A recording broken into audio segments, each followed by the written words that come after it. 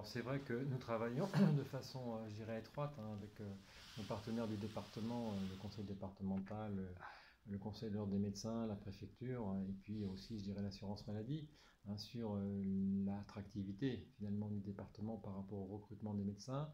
Alors on a évidemment beaucoup de médecins qui sont assez âgés et qui s'en vont. Bon, pour autant, beaucoup d'entre eux continuent aussi à travailler de façon à favoriser l'accueil des nouveaux, des jeunes médecins. Ouais. Et donc, on voit évidemment cette capacité que nous avons au niveau du département à accueillir de jeunes médecins avec des contrats qui sont des contrats assez attractifs, puisqu'il y a plusieurs possibilités de soutien.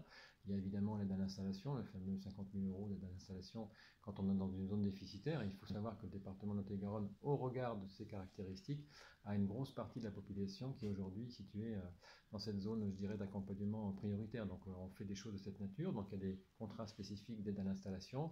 Et puis après, il y a d'autres formes de travail qui sont aussi proposées, comme les maisons de santé pluriprofessionnelles, pluridisciplinaires, ou alors effectivement les centres de santé, si par cas on a effectivement un médecin qui veut travailler sous une forme salariée.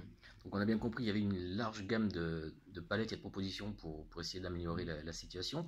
Quel bilan on peut déjà tirer par rapport à ça?